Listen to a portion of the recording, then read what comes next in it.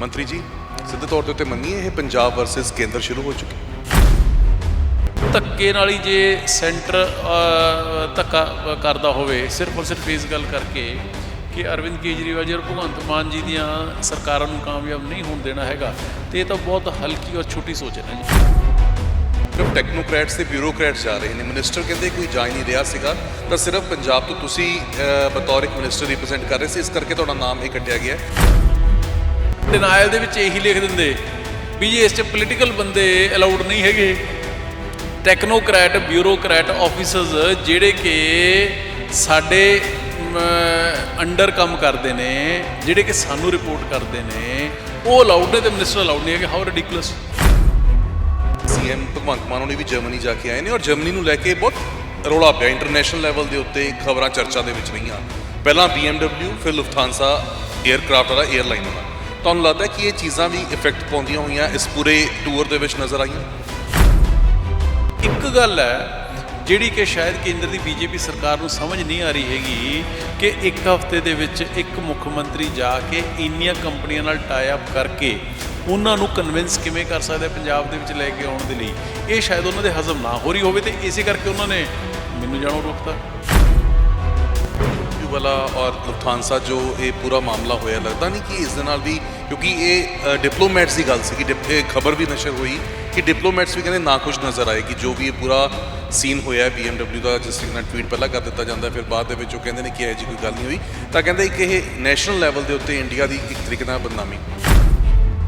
ਹੁਣ ਤੱਕ ਤਾਂ ਜਿਹੜੇ ਮੁੱਖ ਮੰਤਰੀ ਸੀਗੇ ਉਹ ਬਾਹਰਲੇ ਮੁਲਕਾਂ ਤੋਂ ਭੇਡੂ ਲਿਆਉਂਦੇ ਰਹੇ ਜੀ, ਤੇ ਜੇ ਭਗਵੰਤ ਮਾਨ ਜੀ BMW ਲਿਆਉਣ ਦੀ ਕੋਸ਼ਿਸ਼ ਕਰ ਰਹੇ ਨੇ ਤੇ ਕੋਈ ਗੁਨਾਹ ਹੈ? ਕਾਮਯਾਬ ਹੋਣਾ ਨਾ ਕਾਮਯਾਬ ਹੋਣਾ ਉਹ ਪ੍ਰਮਾਤਮਾ ਸੱਚੇ ਪਾਤਸ਼ਾਹ ਨੂੰ ਪਤਾ ਹੈ, ਪਰ ਐਫਰਟਸ ਦੇ ਵਿੱਚ ਕਿੱਥੇ ਕਮੀ ਹੈ ਜੀ। ਸੋ ਉਸ ਗੱਲ ਦਾ ਇਸ਼ੂ ਬਣਾਈ ਜਾਣਾ, ਉਹ ਵੀ ਇਸ਼ੂ ਉਹ ਬਣਾਉਂਦੇ ਨੇ ਜਿਹੜੇ ਭੇਡੂ ਲਿਆਉਂਦੇ ਸੀਗੇ, ਠੀਕ ਹੈ ਨਾ। ਸੋ ਇਸ ਕਰਕੇ ਇਹ ਗੱਲਾਂ ਨਾ ਜੀ, ਇਹ ਦੇਖੋ, ਇਹ ਜੋ ਮਰਜ਼ੀ ਬੋਲੀ ਜਾਣ, ਪੰਜਾਬ ਦੇ ਲੋਕ ਕੱਲੀ ਗੱਲ ਹੈ ਜਿਹੜੀ ਉਹ ਸੁਣ ਰਹੇ ਨੇ, ਸਮਝ ਰਹੇ ਨੇ, ਦੇਖ ਰਹੇ ਨੇ। ਕਿਵੇਂ ਤਾਲਮੇਲ ਚੱਲੂਗਾ ਜੇ ਹੁਣ ਇਹ ਪੰਜਾਬ ਵਰਸਸ ਕੇਂਦਰ ਹੋ ਗਿਆ, ਇੱਕ ਪਾਸੇ ਆਪ ਵਰਸਸ ਗਵਰਨਰ ਹੋ ਗਿਆ, ਕਿਵੇਂ ਤੁਹਾਨੂੰ ਲੱਗਦਾ ਕਿ ਚੀਜ਼ਾਂ ਫਿਰ ਸਟ੍ਰੀਮਲਾਈਨ ਹੋਣਗੀਆਂ, ਕਿਵੇਂ ਸਰਕਾਰ ਚੱਲੂਗੀ? ਨਰਿੰਦਰ ਮੋਦੀ ਜੀ ਉਦੋਂ ਕਿਹਾ ਕਰਦੇ ਸੀਗੇ ਕਿ ਸੈਂਟਰਲ ਸਟੇਟ ਗਵਰਨਮੈਂਟ ਦਾ ਰਿਸ਼ਤਾ ਜਿਹੜਾ ਉਹ ਵੱਡੇ ਭਾਈ ਛੋਟੇ ਭਾਈ ਵਾਲਾ ਹੋਣਾ ਚਾਹੀਦਾ, ਤੇ ਦੋਵੇਂ ਵੱਡੇ ਛੋਟੇ ਭਾਈਆਂ ਨੂੰ ਹੱਥ ਦੇ ਵਿੱਚ ਹੱਥ ਪਾ ਕੇ ਦੇਸ਼ ਦੀ ਤਰੱਕੀ ਦੇ ਲਈ ਕੰਮ ਕਰਨਾ ਚਾਹੀਦਾ ਹੈ। ਪਰ ਹੁਣ 8 ਸਾਲ ਦੇ ਜਿਸ ਦਿਨ ਦੇ ਉਹ ਪ੍ਰਧਾਨ ਮੰਤਰੀ ਬਣੇ ਨੇ, ਉਹ ਤਾਂ ਨੌਨ BJP ਰੂਲਡ ਸਟੇਟਸ ਦੇ ਨਾਲ ਇਹੋ ਜਿਹਾ ਵਰਤਾਰਾ ਕਰ ਰਹੇ ਨੇ ਵੀ ਜਿਵੇਂ ਕੋਈ ਕਿਸੇ ਦੁਸ਼ਮਣ ਦੇਸ਼ ਦੇ ਨਾਲ ਵੀ ਇਹੋ ਜਿਹਾ ਕੋਈ ਵਰਤਾਰਾ ਨਹੀਂ ਕਰਦਾ। ਪੰਜਾਬ ਦੇ ਵਿੱਚ ਹੁਣ ਪੰਜਾਬ ਵਰਸਸ ਕੇਂਦਰ ਬਣਦਾ ਹੋਇਆ ਨਜ਼ਰ ਆ ਰਿਹਾ ਹੈ। ਇੱਕ ਪਾਸੇ ਆਮ ਆਦਮੀ ਪਾਰਟੀ ਦੇ ਇਲਜ਼ਾਮ ਨੇ ਕਿ ਭਾਜਪਾ ਪੰਜਾਬ ਦੇ ਵਿੱਚ ਆਪਰੇਸ਼ਨ ਲੋਟਸ ਕਾਮਯਾਬ ਕਰਨਾ ਚਾਹੁੰਦੀ ਹੈ, ਔਰ ਉੱਥੇ ਦੂਸਰੇ ਪਾਸੇ ਭਾਜਪਾ ਕਹਿੰਦੀ ਹੈ ਕਿ ਇਹ ਸਭ ਆਮ ਆਦਮੀ ਪਾਰਟੀ ਆਪਣੀ ਨਾਕਾਮੀਆਂ ਲੁਕਾਉਣ ਦੇ ਲਈ ਕਰ ਰਹੀ ਹੈ। ਔਰ ਉੱਥੇ ਦੂਸਰੇ ਪਾਸੇ ਗੱਲ ਕਰੀਏ ਜਿੱਥੇ ਵਿਧਾਨ ਸਭਾ ਦੇ ਸੈਸ਼ਨ ਨੂੰ ਬੁਲਾਉਣ ਨੂੰ ਲੈ ਕੇ ਰੌਲਾ ਪੈਂਦਾ ਹੈ, ਔਰ ਹੁਣ ਪੰਜਾਬ ਦੇ ਹੀ ਕੈਬਨਿਟ ਮੰਤਰੀ ਅਮਨ ਅਰੋੜਾ ਉਹਨਾਂ ਦਾ ਵਿਦੇਸ਼ੀ ਦੌਰਾ ਰੱਦ ਕਰ ਦਿੱਤਾ ਜਾਂਦਾ। ਸਾਡੇ ਨਾਲ ਕੈਬਨਿਟ ਮਿਨਿਸਟਰ ਅਮਨ ਅਰੋੜਾ ਹੋਣੀ ਮੌਜੂਦ ਨੇ, ਗੱਲਬਾਤ ਕਰਦੇ ਹਾਂ। ਮੰਤਰੀ ਜੀ ਸਿੱਧੇ ਤੌਰ ਦੇ ਉੱਤੇ ਮੰਨੀਏ ਇਹ ਪੰਜਾਬ ਵਰਸਸ ਕੇਂਦਰ ਸ਼ੁਰੂ ਹੋ ਚੁੱਕਿਆ? ਦੇਖੋ, ਇਹ ਸਾਡੇ ਵੱਲੋਂ ਤਾਂ ਨਹੀਂ ਸੀਗਾ ਤੇ ਨਾ ਹੀ ਕਦੇ ਹੋਊਗਾ, ਪਰ ਕੇਂਦਰ ਦੀ ਭਾਜਪਾ ਸਰਕਾਰ ਉਹ ਅਰਵਿੰਦ ਕੇਜਰੀਵਾਲ ਜੀ ਔਰ ਆਮ ਆਦਮੀ ਪਾਰਟੀ ਦੀ ਗਵਰਨੈਂਸ ਦੇ ਮਾਡਲ ਤੋਂ ਇੰਨੀ ਕੁ ਪਰੇਸ਼ਾਨ ਹੈ ਕਿ ਉਹਨਾਂ ਨੂੰ ਇਹ ਹਜ਼ਮ ਨਹੀਂ ਹੋ ਰਿਹਾ ਕਿ ਕਿਉਂ ਹਰ ਰੋਜ਼ ਦਿਨ ਰਾਤ ਚੜ੍ਹਤ ਹੋ ਰਹੀ ਹੈ ਅਰਵਿੰਦ ਕੇਜਰੀਵਾਲ ਜੀ ਤੇ ਉਹਨਾਂ ਦੀ ਨੀਤੀਆਂ ਦੀ, ਜਿਹਦੀ ਵਜ੍ਹਾ ਕਰਕੇ ਉਹਨਾਂ ਨੇ ਪਹਿਲਾਂ ਇਹੀ ਕੰਮ ਸੀ ਜਿਹੜਾ ਉਹ ਦਿੱਲੀ ਦੇ ਵਿੱਚ ਕੀਤਾ। ਜਦ ਅਰਵਿੰਦ ਕੇਜਰੀਵਾਲ ਜੀ ਨੇ ਸਿੰਗਾਪੁਰ ਜਾਣਾ ਸੀਗਾ, ਉੱਥੇ ਦਿੱਲੀ ਦਾ ਗਵਰਨੈਂਸ ਮਾਡਲ ਪੇਸ਼ ਕਰਨਾ ਸੀਗਾ, ਉਹਨਾਂ ਨੂੰ ਪੋਲੀਟੀਕਲ ਕਲੀਅਰੈਂਸ ਹੈ ਜਿਹੜੀ ਜਾਣ ਦੀ ਨਹੀਂ ਦਿੱਤੀ, ਤੇ ਇਹੀ ਕੰਮ ਹੈ ਜਿਹੜਾ ਹੁਣ ਇਹਨਾਂ ਨੇ ਪੰਜਾਬ ਦੇ ਨਾਲ ਜਿਹੜਾ ਉਹ ਸ਼ੁਰੂ ਕਰ ਦਿੱਤਾ। ਇਹ ਜਿਹੜੇ ਤੁਸੀਂ ਵਿਦੇਸ਼ੀ ਦੌਰੇ ਦੀ ਗੱਲ ਕਰਦੇ ਹੋ, ਇਹ ਇੱਕ ਇੰਡੋ ਜਰਮਨ ਐਨਰਜੀ ਫੋਰਮ ਹੈ, ਆਰਗੇਨਾਈਜੇਸ਼ਨ ਹੈ ਜਰਮਨੀ ਦੀ। ਉਹਨਾਂ ਨੇ ਸਾਨੂੰ ਇਨਵਾਈਟ ਕੀਤਾ ਸੀਗਾ, ਜਿਸ ਦੇ ਵਿੱਚ ਪੰਜਾਬ ਦੇ ਨਾਲ ਬਾਕੀ ਸਟੇਟਸ ਨੇ ਵੀ ਪਾਰਟਿਸਿਪੇਟ ਕਰਨਾ ਸੀਗਾ। 3 ਦੇਸ਼ਾਂ ਦੇ ਦੌਰੇ 'ਤੇ 1 ਹਫ਼ਤੇ ਦਾ ਟੂਰ ਸੀਗਾ ਇਹ, ਜਰਮਨੀ, ਨੀਦਰਲੈਂਡ ਔਰ ਬੈਲਜੀਅਮ।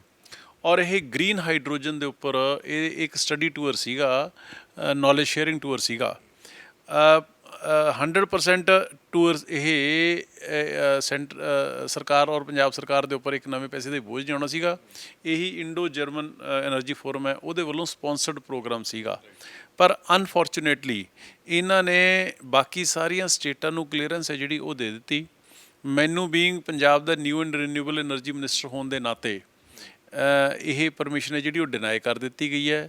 ਰੱਦ ਕਰ ਦਿੱਤੀ ਗਈ ਹੈ। ਮੈਂ ਸਮਝਦਾ ਕਿ ਬਹੁਤ ਅਨਫੋਰਚੂਨੇਟ ਹੈ। ਹੁਣ ਤੁਸੀਂ ਦੇਖੋ ਗਗਨ ਜੀ ਕਿ ਥੋੜ੍ਹੇ ਦਿਨਾਂ ਤੱਕ ਬੀਜੇਪੀ ਵਾਲਿਆਂ ਨੇ ਪੰਜਾਬ ਨੂੰ, ਪੰਜਾਬੀਆਂ ਨੂੰ, ਪੰਜਾਬ ਦੇ ਕਿਸਾਨਾਂ ਨੂੰ ਤੇ ਸਾਡੀ ਸਰਕਾਰ ਨੂੰ ਭੰਡਣਾ ਤਾਂ ਸ਼ੁਰੂ ਕਰ ਦੇਣਾ ਹੈ ਕਿ ਜੀ ਪਰਾਲੀ ਜਲ ਰਹੀ ਹੈ, ਪੋਲਿਊਸ਼ਨ ਹੋ ਰਿਹਾ ਹੈ। ਪਰ ਜਿੰਨਾ ਟੈਕਨੀਕਸ ਦੇ ਨਾਲ, ਜਿੰਨਾ ਟੈਕਨੋਲੋਜੀਜ਼ ਦੇ ਨਾਲ ਇਹਨਾਂ ਚੀਜ਼ਾਂ ਦਾ ਮਸਲਾ ਹੱਲ ਹੋਣਾ ਸੀਗਾ, ਉਹਦੇ ਬਾਰੇ ਇਹ ਸਾਨੂੰ ਨੌਲੇਜ ਸ਼ੇਅਰਿੰਗ ਟੂਰ ਦੇ ਉੱਪਰ ਜਾਣ ਨਹੀਂ ਦਿੰਦੇ ਹੈਗੇ। ਸੋ ਇਹ ਬਹੁਤ ਅਨਫੋਰਚੂਨੇਟ ਹੈ, ਮੰਦਭਾਗਾ ਹੈ।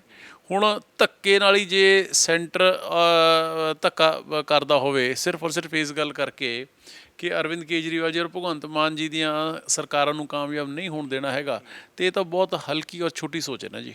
ਕੋਈ ਕੁਝ ਉਹਨਾਂ ਨੇ ਇਸ ਦੇ ਵਿੱਚ ਡਿਨਾਈਲ ਦਾ ਐਕਸਪਲੇਨੇਸ਼ਨ ਦਿੱਤੀ ਹੈ ਕਿ ਡਿਨਾਈਲ ਕਿਉਂ ਹੈ, ਜਾਂ ਤੁਹਾਡੇ ਵੱਲੋਂ ਕੋਈ ਮੇਲ ਪਾਈ ਗਈ ਜਾਂ ਪੁੱਛਣ ਦੀ ਕੋਸ਼ਿਸ਼ ਕੀਤੀ ਗਈ? ਡਿਨਾਈਲ ਦਾ ਉਹਨਾਂ ਨੇ ਕੋਈ ਵੇਰਵਾ, ਕੋਈ ਜਸਟੀਫਿਕੇਸ਼ਨ ਹੈ, ਕਲੈਰੀਫਿਕੇਸ਼ਨ ਹੈ ਜਿਹੜੀ ਉਹ ਨਹੀਂ ਦਿੱਤੀ ਹੈਗੀ।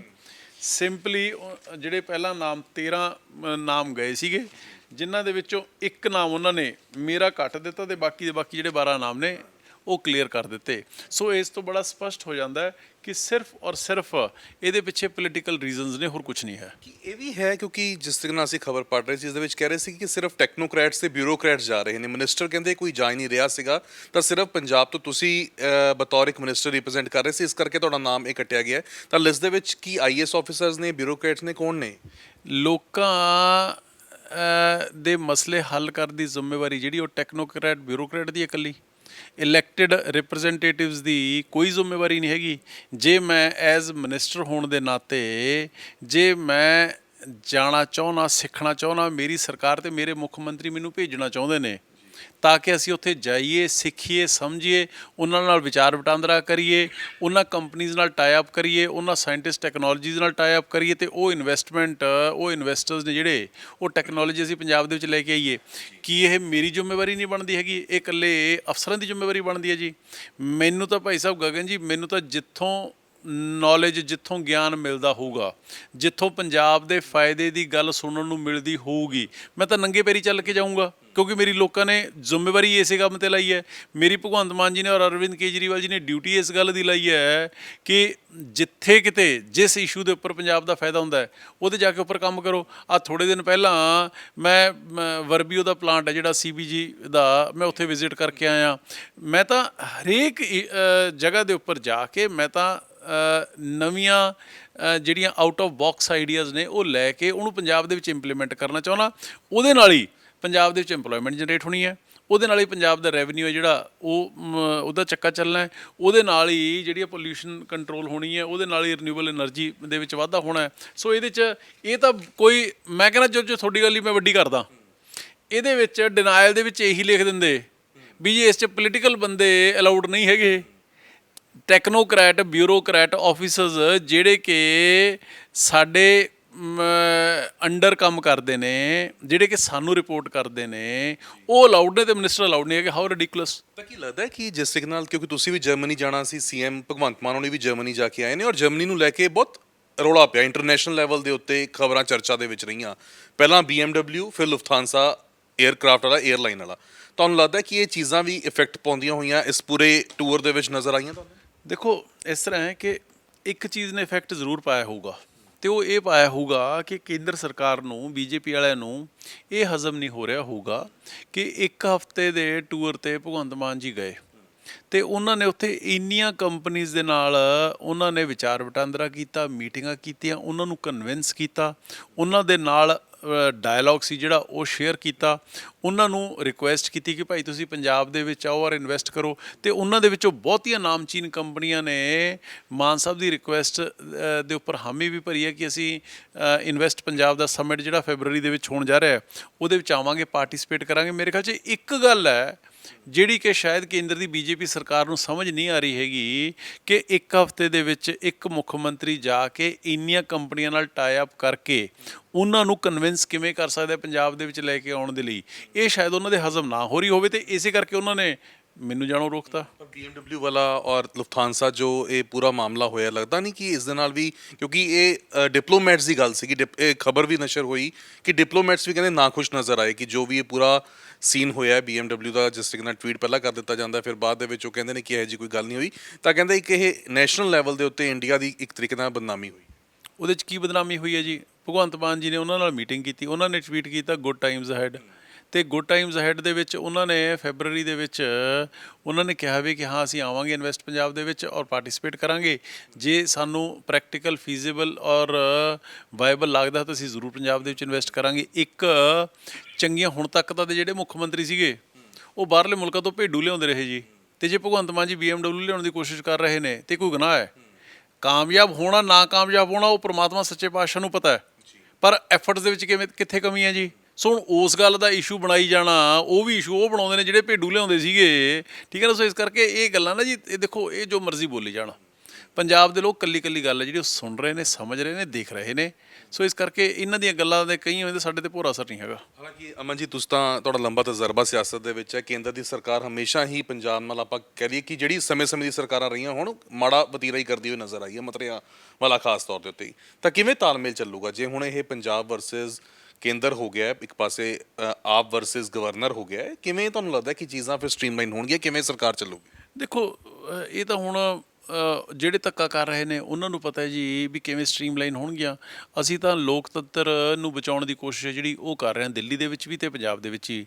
ਤੁਸੀਂ ਮੈਨੂੰ ਇੱਕ ਗੱਲ ਦੱਸੋ ਕਿ ਜਦੋਂ 2014 ਤੋਂ ਪਹਿਲਾਂ ਲੋਕ ਸਭਾ ਦੀ ਇਲੈਕਸ਼ਨ ਤੋਂ ਪਹਿਲਾਂ ਗੁਜਰਾਤ ਦੇ ਮੁੱਖ ਮੰਤਰੀ ਸੀਗੇ ਨਰਿੰਦਰ ਮੋਦੀ ਜੀ, ਉਦੋਂ ਕਿਹਾ ਕਰਦੇ ਸੀਗੇ ਕਿ ਸੈਂਟਰਲ ਸਟੇਟ ਗਵਰਨਮੈਂਟ ਦਾ ਰਿਸ਼ਤਾ ਜਿਹੜਾ ਉਹ ਵੱਡੇ ਭਾਈ ਛੋਟੇ ਭਾਈ ਵਾਲਾ ਹੋਣਾ ਚਾਹੀਦਾ, ਤੇ ਦੋਵੇਂ ਵੱਡੇ ਛੋਟੇ ਭਾਈਆਂ ਨੂੰ ਹੱਥ ਦੇ ਵਿੱਚ ਹੱਥ ਪਾ ਕੇ ਦੇਸ਼ ਦੀ ਤਰੱਕੀ ਦੇ ਲਈ ਕੰਮ ਕਰਨਾ ਚਾਹੀਦਾ ਹੈ।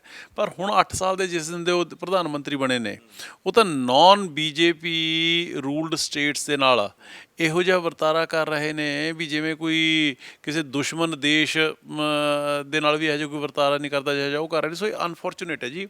ਐਂ ਹੋ ਸਕਦਾ ਹੈ ਕਿ ਉਹਨਾਂ ਨੂੰ ਲੱਗਦਾ ਹੋਵੇ ਕਿ ਸਾਨੂੰ ਸ਼ਾਰਟ ਟਰਮ ਪੋਲੀਟੀਕਲ ਗੇਨ ਹੋ ਰਹੇ ਨੇ, ਪਰ ਇਹੋ ਜਿਹੇ ਹਾਲਾਤਾਂ ਦੇ ਵਿੱਚ ਨਾ ਜੀ ਦੇਸ਼ ਦਾ, ਦੇਸ਼ ਵਾਸੀਆਂ ਦਾ ਤੇ ਲੋਕਤੰਤਰ ਦਾ ਵੱਡੇ ਪੱਧਰ ਦੇ ਉੱਪਰ ਨੁਕਸਾਨ ਹੈ ਜਿਹੜਾ ਹੋ ਜਾਂਦਾ ਹੈ। ਵੱਡੇ ਭਰਾ ਛੋਟਾ ਭਰਾ ਹੁਣ ਸ਼ਰੀਕੇਬਾਜ਼ੀ 'ਚ ਬਦਲ ਚੁੱਕਿਆ ਹੈ। ਇਹ ਤਾਂ ਦੇਖੋ ਜੀ ਉਹਨਾਂ ਵੱਲੋਂ ਸ਼ੁਰੂ ਕੀਤਾ ਜਾ ਰਿਹਾ ਹੈ। ਹੁਣ ਜਿਸ ਤਰੀਕੇ ਦੇ ਨਾਲ ਅਰਵਿੰਦ ਕੇਜਰੀਵਾਲ ਜੀ ਨੇ ਦਿੱਲੀ ਦੀ ਨੁਹਾਰ ਬਦਲੀ, ਉਹਨਾਂ ਦੇ ਗਵਰਨੈਂਸ ਮਾਡਲ ਇਹਨਾਂ ਦੇ ਬੀਜੇਪੀ ਵਾਲਿਆਂ ਦੇ ਹਜ਼ਮ ਨਹੀਂ ਹੋਇਆ ਹੈਗਾ। 8 ਸਾਲਾਂ 'ਚ 3 ਵਾਰੀ ਮੁੱਖ ਮੰਤਰੀ ਬਣ ਗਏ ਲੋਕਾਂ ਦੇ ਮੈਂਡੇਟ ਦੇ ਨਾਲ। ਇਹੀ ਕੰਮ ਪੰਜਾਬ ਦੇ ਵਿੱਚ ਹੋਇਆ, ਹੁਣ ਤੱਕ ਦੇ ਹਾਈਐਸਟ ਮੈਂਡੇਟ ਦੇ ਨਾਲ ਲੋਕਾਂ ਨੇ ਸਰਕਾਰ ਚੁਣੀ ਹੈ। ਕੀ ਗੁਨਾਹ ਕੀਤਾ ਜੀ ਉੱਥੇ ਸਤਿੰਦਰ ਜੈਨ ਜੀ ਹੋਰਾਂ ਨੇ ਜਾਂ ਮਨੀਸ਼ ਸਿਸੋਦੀਆ ਹੋਈ ਹੋਰਾਂ ਨੇ? ਕਿੰਨੀ ਵਾਰੀ ਛਾਪੇਮਾਰੀ ਹੈ ਉਹ ਅਰਵਿੰਦ ਜੀ ਘਰਾਂ ਦੇ ਉੱਪਰ ਦੇ ਹੋ ਗਈ। ਕੀ ਗੁਨਾਹ ਕੀਤਾ ਪੰਜਾਬ ਵਾਲਿਆਂ ਨੇ ਕਿ ਹਰ ਰੋਜ਼ ਨਿੱਤ ਨਵੀਆਂ ਗੱਲਾਂ ਨੂੰ ਲੈ ਕੇ ਤੰਗ ਪਰੇਸ਼ਾਨ ਕੀਤਾ ਜਾ ਰਿਹਾ ਹੈ। ਕਦੇ ਆਪਰੇਸ਼ਨ 2 MLA ਵਾਲੇ ਲੋਕ ਨੇ ਜਿਹੜੇ ਉਹ ਅੱਜ 92 MLAਆਂ ਦੀ ਸਰਕਾਰ ਤੋੜਨ ਨੂੰ ਫਿਰਦੇ ਨੇ, ਡੀਸਟੇਬਲਾਈਜ਼ ਕਰਨ ਨੂੰ ਫਿਰਦੇ ਨੇ। ਇਹ ਬਹੁਤ ਅਨਫੋਰਚੂਨੇਟ ਹੈ ਜੀ ਜੋ ਹੋ ਰਿਹਾ ਹੈ। ਜੋ ਸ਼ਰੀਕ ਬਣ ਗਏ ਇਹ ਉਹਨਾਂ ਵੱਲੋਂ। ਅਸੀਂ ਤਾਂ ਕਹਿੰਦੇ ਹਾਂ, ਅਰਵਿੰਦ ਕੇਜਰੀਵਾਲ ਜੀ ਤਾਂ ਕਹਿੰਦੇ ਨੇ ਵੀ ਜੇ ਮੈਂ ਕੰਮ ਕੀਤੇ ਨੇ ਮੈਨੂੰ ਵੋਟ ਪਾ ਦਿਓ।